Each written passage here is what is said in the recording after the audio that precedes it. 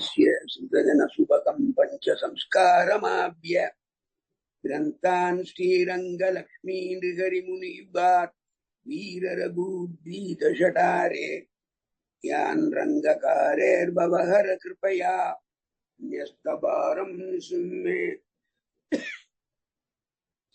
श्रीमद्वेदान्तरामानुजमुनिकरुणालब्धवेदान्तयुग्मम् श्रीमश्रीवासयोगीश्वरगुरुपतयोर् अर्पितस्वात्मभारम् श्रीमश्रीरङ्गनाथाह्वय मुनिकृपया प्राप्तमोक्षाश्रमम् तम् श्रीमद्वेदान्तरामानुजमुनिमपरम् संश्रये देशिकेन्द्रम् जीवनम् जगताम् जीयात् किमप्यदतः स्पृहम् स्वतन्त्रम् सर्वतन्त्रेषु वेङ्कटेशाह्वयम् महा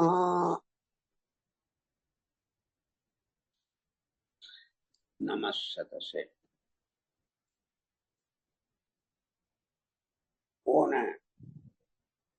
உபன்யாசம் அதாவது நேற்றுக்கு காமியானாம் கர்மணாம் ஞாசம் சந்நியாசம் கவயோ விது சர்வ கர்ம பலத்தியாகம் பிராகு தியாகம் விசக்ஷணாதி.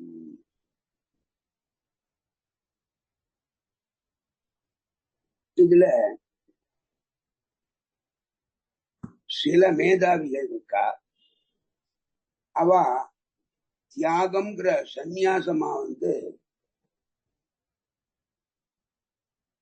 பலன்களை விரும்பி செய்கின்ற காமிய கர்மங்களை அடியோடு விடுவதுதான் அப்படின்னு சொல்றா. இதுல அது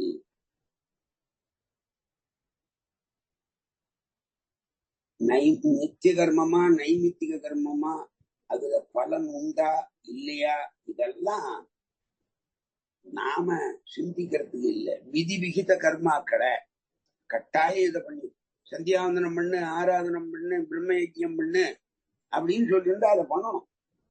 அதத்தான் அங்க அது. அப்போ பிரம்மச்சாரிக்குன்னு தனி இது இருக்கும், கிரகஸ்தனுக்குன்னு இருக்கும், அதே மாதிரி வானப்பிரஸ்தனுக்கும் இருக்கும், சன்னியாசிக்கும் இருக்கும். அவாவா அந்த ஆசிரமத்துக்கு உண்டான தர்மங்களை அனுஷ்டிக்கணும். முன்னே ஒரு தரம் சொன்னேன், ஒரே பிராமண ஜாதியில இருந்தா கூட இப்போ ஜெனரலா நம்ம என்ன நினைப்போம், ஒரு அப்பாவுக்கு ஒரு 3-4 பசங்க இருக்கா, அதுல அந்த சவரம் பண்ணிக்கிறான் பாருங்க, ஹேர் கட் பண்றானே, அப்போ ஒத்தந்தான் பண்ணிப்பான். ஆனா ஏன் அது மாதிரி பண்ணிக்கணும்னு சாஸ்திரம் விதிக்கிறதுன்னா, அம்மாவோ அப்பாவோ இல்ல தாயாதிகளுடைய மரணத்துலதான் எல்லாரும் க்ஷவரம் பண்ணிக்கணும்னு இருக்கு. அதனால இது அச்சானியும் அப்பாவும் அம்மாவும் நன்னா உசுரோட இருக்கா, அப்ப போய் பண்ணுவாடா, பண்ண மாட்டா. ஆனா ஆவணி ஆவணத்து பாருங்க, காத்தால தீர்த்தா மாட்டு திருமணம் ஆயிட்டு சந்தியாவந்தனம் பண்ணிட்டு, காமோகாட்சி மண்ணியகாட்சி கடம் பண்ணிட்டு, அப்புறம் அம்மா கூட்டு அவனுக்கு இட்லி அப்பம்லாம் கொடுக்குறான், நல்லா சாப்பிட்டு அப்புறம் போய் அந்த பார்பர்ட்ட போய் கட்டிங் பண்ணிட்டு வரான். அதுல வாட்டில 4 பசங்க பிரம்மச்சாரி இருந்தால் 4 பசங்களும் ஒரே நாள்ல பண்ணிப்பான். எந்த சாஸ்திரம் பண்ணப்படாதுன்னு சொல்றதோ அதே இதுல உபாகர்மால அவன் பண்ணணும்னு விதிச்சிருக்கு. அதனால விதி விகிதமா எப்படி இருக்கோ அது மாதிரி பண்றோம். இன்னொன்னு, இது பிரம்மச்சாரிக்கு தான் க்ஷவரம். இதே கிரகஸ்தனா இருந்துட்டான்னா அன்னைக்கு பண்ண அவனுக்கு பாப்போம், பண்ண மாட்டான். இப்போ பிரம்மச்சாரிகளுக்கு பௌர்ணமியில பண்ணிக்கிறது விசேஷம், சன்னியாசிகளுக்கு பௌர்ணமியில பண்ணிக்கிறது விசேஷம், கிரகஸ்தனுக்கு கூடவே கூடாது. இப்போ எல்லாரும் பிராமணா தானே, சன்னியாசும் பிராமணா, வானப்பிரஸ்தனும் பிராமண, கிரகஸ்தனும் பிராமண, இந்த பிரம்மச்சாரியும் பிராமண. ஆனாலும் அந்த ஆசிரமத்துக்கு தகுந்த மாதிரி வெவ்வேறு சாஸ்திரம் இருக்கு. இதான் சொன்னேன். இது எல்லாமே பாழா போடும் எப்போ அந்த வர்ண சங்கிரகம் ஏற்பட்டா. அதாவது ஒரு பிராமண பொண்ணு கிறிஸ்டியனை பண்ணிட்டாலோ இல்ல ஒரு பிராமண பையன் ஒரு முஸ்லீமை பண்ணிட்டாலோ எல்லாம் போடும். இந்த வர்ண கலப்பு அதுல ஏற்படுறதோனும் அதனால வர்ண கலப்புனால எல்லாம் போயிடும். யாருக்குடா ஹானின்னா அது அவாளுக்கு நரகம் போட்டோம் எங்கேயோ போட்டோம். அது அப்புறம் இந்த பித்ருக்கள் இருக்கா பாருங்க. இப்போ இந்த காலத்துல எல்லாம் ஒரு பொண்ணு ஒரு புள்ள இல்லைன்னா ஒரே ஒரு பொண்ணோ புள்ளையோ அவ்வளவுதானே இருக்கு. அப்போ அந்த இருக்கிற ஒரு புள்ளையும் ஒரு துலுக்கட்சி கல்யாணம் பண்ணிட்டு அவனும் துலுக்கனா கன்வெர்ட் ஆகி போயிட்டான்னு வச்சுக்கோ. அவன் என்ன அம்மா தர்ப்பணம் பண்ண போறானா, சிரார்த்தம் பண்ண போறானா, இல்ல மகாலயம் பண்ண போறானா? ஒன்னும் கிடையாது. அப்போ இந்த பித்ருக்கள்லாம் வசு ருத்ர ஆதித்யான்னு பசி பசி பசின்னு பாவம் அவ தவிப்பா பித்ருலோகத்துல. எங்களை இப்படி போட்டு பசிக்க விட்டு திண்டாடுறே நீ நரகத்துக்கு போன்னு சொல்லிப்பாளாம். அதனாலதான் இந்த மாதிரி வர்ண சங்கிரகம் பண்ணிக்க கூடாதுன்னு அந்த காலத்துல சாஸ்திரத்துல சொன்னான். அதெல்லாம் நம்ம சொன்னோம்னாலும் வைத்தியக்காரன். அது என்னமோ அந்த காமங்கிறது கண்ணை மறைக்கிறது. என்ன பண்றது?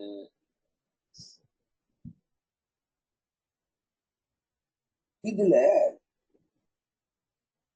இந்த ஆசுர பிரகிருதிகள் யாரு, தெய்வ பிரகிருதிகள் யாரு? இந்த ஆசுர பிரகிருதிகள்ல சொல்லிட்டு வரும்போது இப்ப இவெல்லாம் தெய்வ பிரகிருதியா என்ன? இந்த வேறு ஜாதியில போய் கல்யாணம் பண்ணிக்கிறானே அவன்லாம் என்ன? இதுதான் ஆசுர பிரகிருதி தான் அவன்லாம். அதனால அதப்படாது.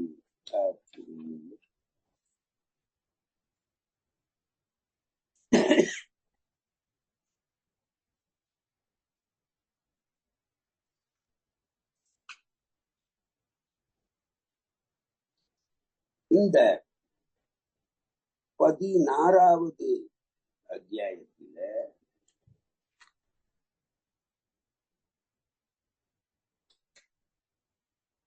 அகங்காரம் பலம் தர்ப்பம் காமம் குரோதச சம்ஸ்கிருதாக மாம் ஆத்மபரதேகேஷு பிரத்விஷந்தோபிய சூயகான்னு.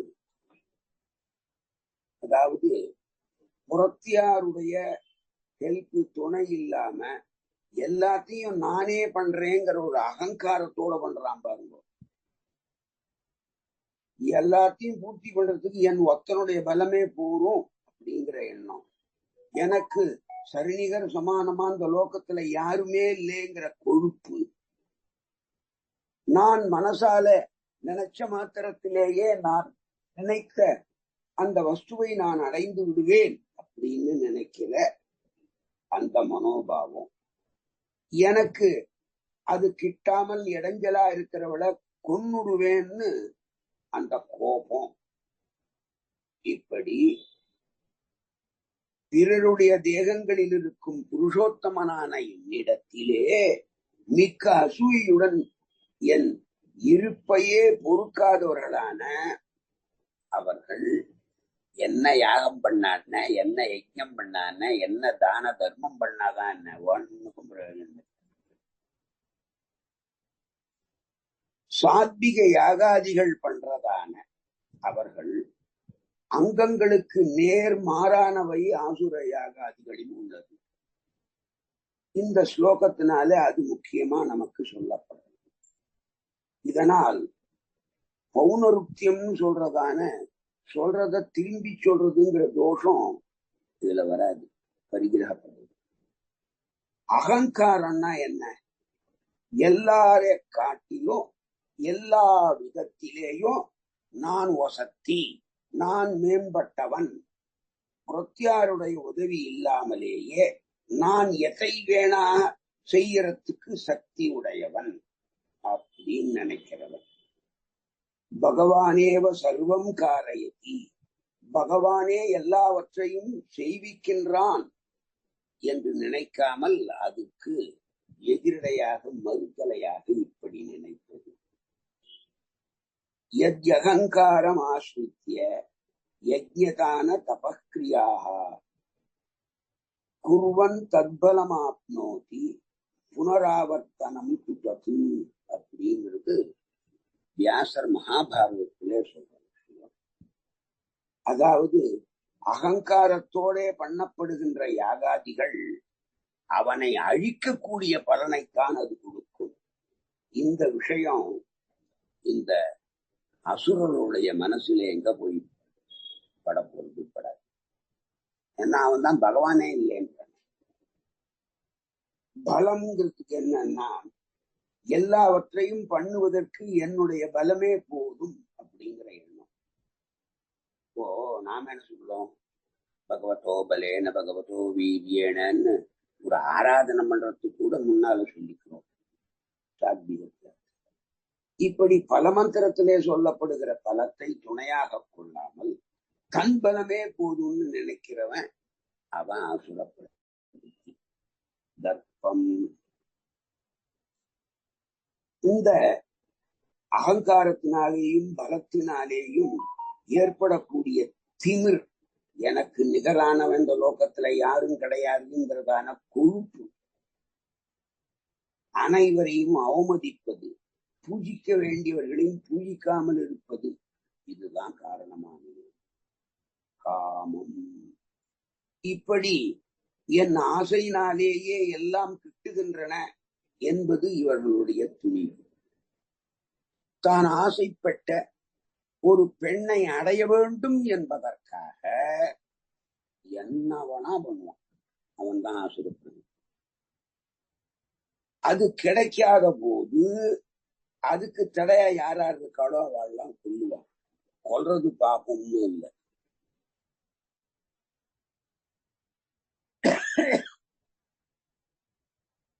இந்த ஸ்லோகத்துக்கு அடியேன் அஸ்மத் ஆச்சாரியன்ட்ட இது பண்ணியிருந்தேன். காமம் உள்ளவனுக்கு கோபம் வருது, அது கிட்டாத போனா இயற்கைதான்.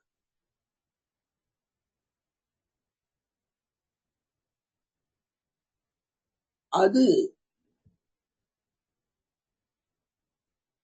பகவத் பக்தோபி மம துரோகின்னு நாம் பாருங்க முன்னால, அவன் தான் எனக்கு முதல் துரோகின்னு.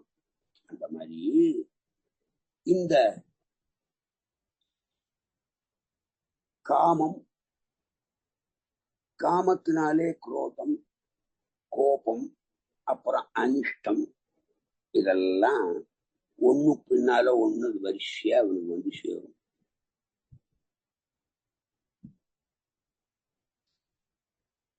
சம்ஸ்ருதாக சம்யக் ஆஸ்ருதா இதி சம்ஸ்ருதாக நிரபேக்ஷ ஹேதித்வே ந அபி மன்யமானா இத்யர்த்தஹ அப்படின்றார். அதாவது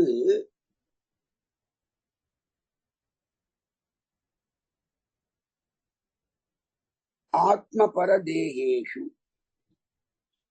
தம்முடைய உடல் பிறருடைய தேகங்களிலும் இருப்பவனும் அனைவரும் செயலின் ஒண்ணுதான், எல்லாம் ஆத்மா தான் அப்படின்னு அந்த புருஷோத்தமனுமான என்னை தேகேஷு என்ற பதத்தில் உள்ள சப்தமி விபக்தி 7ஆம் வேற்றுமை உருவினாலே அவன் நினைக்கணும். பகவான் சரீரங்களிலே இருக்கிறான் என்று அவன் தெரிந்து கொள்ள வேண்டும். பகவான் நம்முடைய தேகங்களில் அந்தர்யாமியாக வசிப்பது நம்மை செயல்படுத்துவதற்காக என்று ஸ்ருதிகள் சொல்லுகின்றனவே, அதை புரிஞ்சுக்கணும். இந்த அசுர பிரகிருதிகள் என்ன பண்ணுவா, தாங்களாகவே செயல்படுவதாக, ரொம்ப I am not dependent, I am very much independent. அதனால இந்த ஸ்ருதியில சொன்னதெல்லாம் நம்புறது இல்லை. பகவான் இவர்களை நல்வழிப்படுத்துவதே இவர்களின் அசூயைக்கு காரணமாகிறது. பகவான் புருஷோத்தமன், அதாவது ஸ்வேதர சமஸ்த வஸ்து விலக்ஷணன் என்கிறதான விஷயத்தை தெரிந்து கொண்ட மாத்திரத்தினாலேயே கிருதகிருத்தியனாகலாம். அதாவது செய்ய வேண்டியதை செய்தவனாக நாம் ஆகலாம். அப்படிப்பட்ட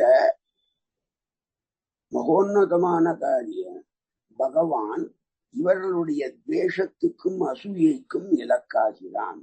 எனவே அவன் இதற்கு எதிரியாக ஆகிறான். இது அந்த ஆசுரர்களுடைய துர்புத்தியாலே விளைவது.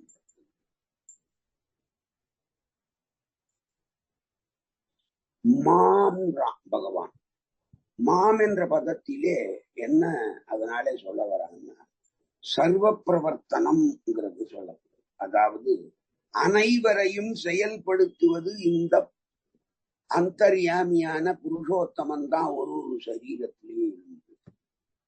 அப்புறம் அந்த சரீரம் எதுக்காக கெட்டதெல்லாம்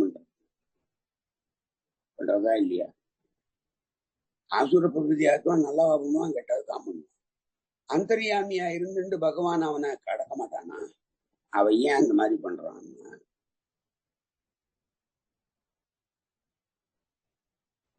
பகவான் வெறும் சாட்சியா தான் இருக்கான், பார்த்துட்டு தான் இருக்கான், ஒண்ணும் பண்ணல.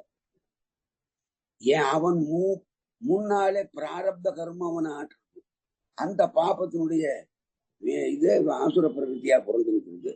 ஆசுர பிரகிருத்தியா இருக்கிறதுனால அவன் தீய நடவடிக்கைகளும் கெட்ட பழக்க வழக்கங்களிலும் காமம், மோகம், துரோகம், மதம், ஆச்சரியம் இப்படி அவனுக்கு கெட்டதானே வரும்.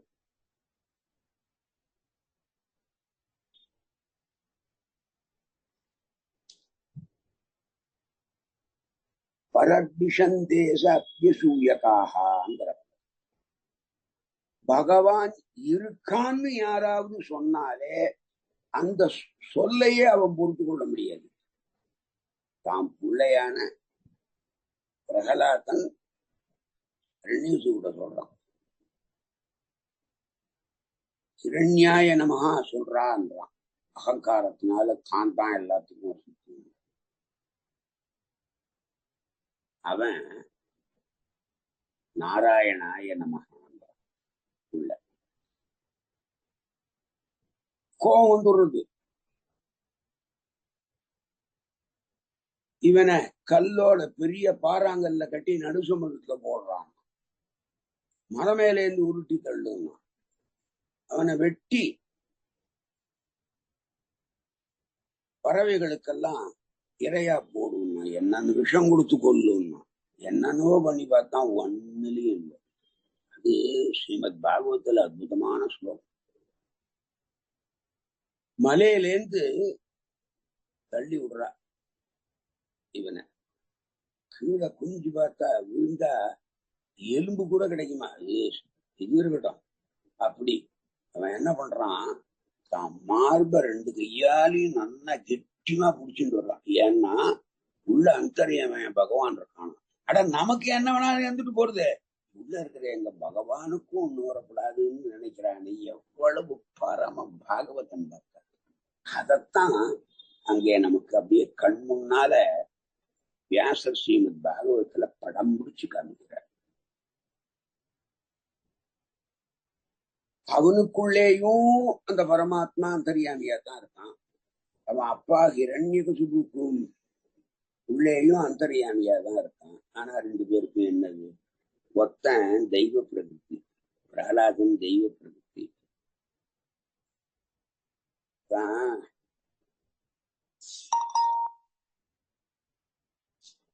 தெய்வ பிரகிருத்தியா இருக்கணும்னா பிரைமரி குவாலிபிகேஷன் என்ன தெரியுமா அப்படின்னு கேட்டார். என்ன பகவத் பக்தி இருக்கணும், சாஸ்திரத்துக்கு பயப்படணும் அப்படின்னு சொன்னேன். சப்ப அதெல்லாம் இல்லை. பரம பாகவதா லிஸ்ட்ல யார் யார் பேர் வந்திருக்கு? முதல்ல பிரகலாதன், ரெண்டாவது பரதன். இந்த ரெண்டு பேருமே ஆச்சாரியன் சொல்ல கேட்காத. சுக்கராச்சாரியார் இரண்யாய நமகான்ற சொல்ல மாட்டேன்றான், நாராயணன் சொல்றான். அவர் சொல்றது ஒரு பேச்சையும் கேட்கல. தசரதன் போயிட்டான் சொர்க்கத்துக்கு. ராஜ்யம் அரசர் இல்லாத ராஜ்யம் வீணா போயிடும், அதனால நீ முடி ஏத்துக்கோன்னாரு. மாட்டேன்னு விட்டான்.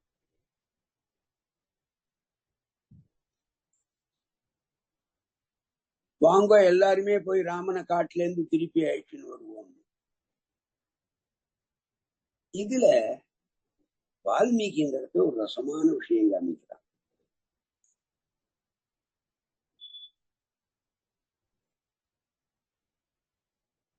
ராமன் 14 வருஷம் வனவாசம் போகணுங்கிறதும் அந்த ராமன் அனுஷ்டிச்சான்னா அது பித்ருவாக்கிய பரிபாலனம்னு சொல்றார். அதே பித்ருவாக்கிய பரிபாலனம் தானே இவன் 14 வருஷம் அயோத்தியை ஆளணும்னு அத சொல்றோமோ? இல்ல. ஏன்? அவன் தியாகம் பண்ணிட்டான், அது வேற. ஒருவேளை பரதன் நான் தான் ராஜான்னு சொல்லியிருந்தான்னு வச்சுங்க, அதுல என்ன தப்பு இருக்கு? ராமன் காட்டுக்கு போகணும் முதல் வரும், 2வது வரும் ஏன் புள்ள பரதன் நாட்டை ஆளணும், இதுதானே கைகை கேட்டது. அப்போ அதுல என்ன தப்பு இருக்கு? ரெண்டுமே பித்ருவாக்கிய பரிபாலனம் தானே. ஆனா நாம ராமன் பண்ணதை மட்டும் பித்ருவாக்கிய பரிபாலனம் சொல்லிட்டு இருக்கோம். பரதனை சொல்றோமோ? இல்ல. ராமனை காட்டிலும் பரதன் வசதி. 1000 ராமர் இங்கே ராவரோ தெரியனம்மான்னா முகன். அப்படிப்பட்ட இது சுவாமி தேசிகனும் பாதுகா சாஸ்திரத்துல சந்த ஸ்ரீரங்கம் சரணத்திரணசேகராக்க அடுத்த ஸ்லோகம் பரதாய பரம் நமோஸ்து தஸ்மை பிரதம உதாகரணாய பக்தி பாஜாம் அப்படின்னு.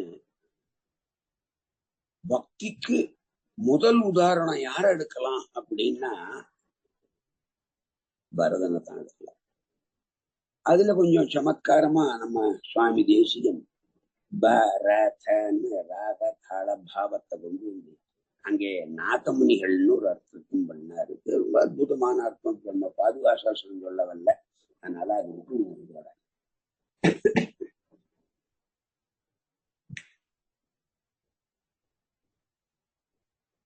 பிரத்விஷந்தோ அப்யசூயகாகான்னு அர்த்தம். பகவான் இருக்கான்னு யாராவது சொன்னாலே பொறுக்க மாட்டான். இரண்யகசிபன் மாதிரி கோணமானதா ஏதோ விதண்டாவாதத்தை பண்ணிட்டு எம்பெருமானோட ஆகியை மீறி கண்டபடி சுற்றுவாங்க. அந்த அசூயைக்கு காரணம் அது எம்பெருமான் உள்ள மேல உள்ள துவேஷம்தான். நகுணான் குணினோஹந்தி ஸ்தௌதி மந்த குணாதபி அந்நியதோ சேஷு ரமதே சா அனசூயா பிரகீர்த்திதான்னு.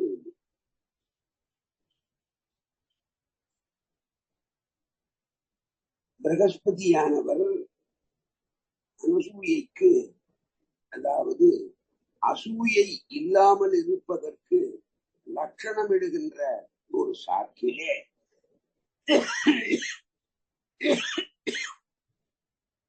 இந்த அசூயத்தினுடைய சுரூபத்தையே அங்கே நல்ல ஸ்பஷ்டமா விளக்கியிருக்கார்.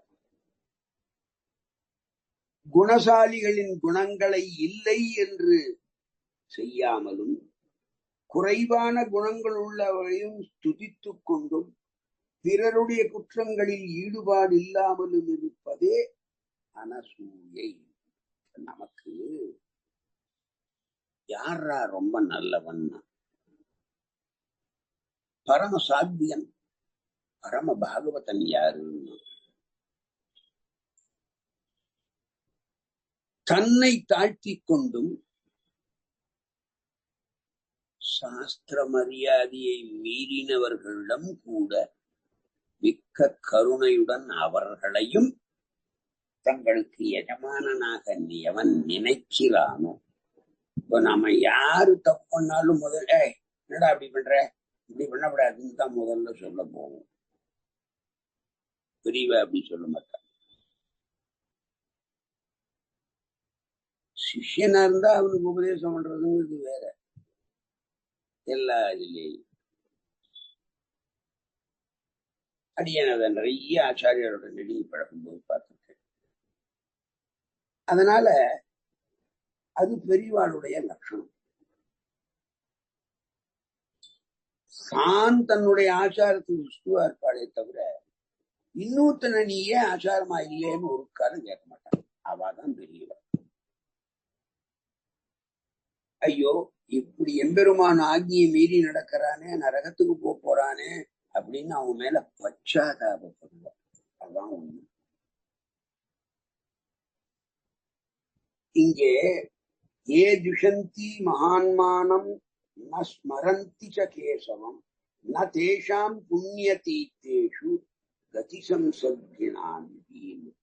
மகாத்மாவான அந்த கேசவன் எம்பெருமானிடத்தில் உள்ள அபாரமான தேசத்தினாலே அவன் பெருமாளை மனசினால கூட யார் நினைக்கவில்லையோ அவர்களுடன் தொடர்பு கொள்வான்.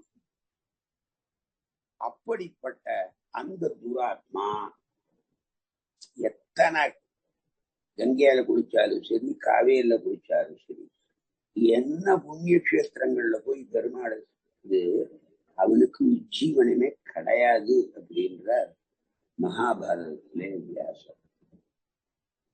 இந்த ஸ்லோகத்துக்கு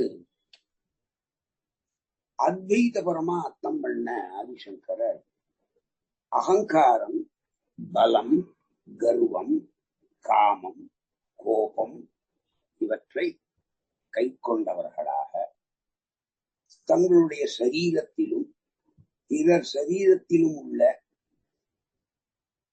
அந்த பகைவர்களாக நல்லவர்களை கண்டு சகிக்க முடியாதவர்களாக, பொறுக்க முடியாதவர்களாக இருப்பார்கள். அவர்தான் ஆசுர பிரகிருதி. துவைத்தத்துல அதாவது தான்கிற அகங்காரம், இருமாப்பு, ஆசை, கோபம் இதெல்லாம்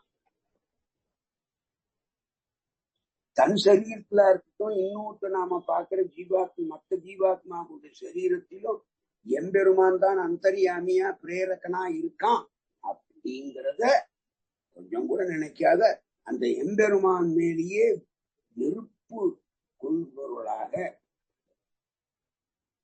ரொம்ப பொறாமப்படுறவாளா இருக்கிறவா இவ ஆசுரப்படுகிறது.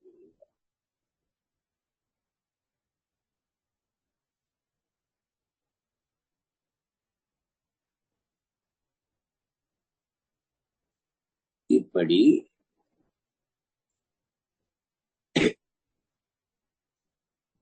இந்த ஆசுர பிரகிருதிகள் தாங்களாவே நரகத்தை வலியனா, எப்படி ஒரு எரியிற விளக்குல விட்டில் பூச்சி படம்னு நினைச்சுன்னு போய் அதை சாப்பிடணும்னு போய் விழுந்து சாகிறதோ, அந்த மாதிரி இவர்களும் விபரீத பலன்களை அனுபவிச்சு நரகத்தை அனுபவிப்பார் அப்படின்னு. சரி, அவ ஏன் அப்படி விபரீதமான பலனை பண்றார்? இப்போ நல்லவனுடைய சரீரத்துக்குள்ளேயே அந்தராத்மா பகவான் தான் இருக்கான். இந்த ஆசுர பிரகிருத்தியினுடைய சரீரத்திலையும் அந்த பகவான் தான் தெரியாமையா இருக்கான். அப்படி இருக்கிறவன் ஏன் இதை பண்றது இல்லைன்னா, அதுக்கு மேல 2 ஸ்லோகம் சொல்றேன், அதுல உனக்கு தெரியும்.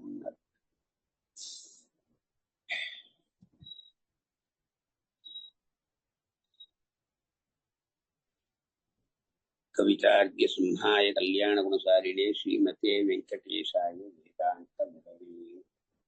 அடியே நீ கொஞ்சம் முடியல, ஏன்னா உபன்யாசம் 9 மணி நேரம் நீ பாராயணம், தசமஸ்கந்தம், அதனால ரொம்ப டயர்டா இருக்கு, கொஞ்சம் க்ஷமிச்சுக்கணும் அடியேன்னு. அடுத்த தரம் அது காமிச்சேட் பண்ணலாம். தன்யவாதம். அடியேன் தாஸ்.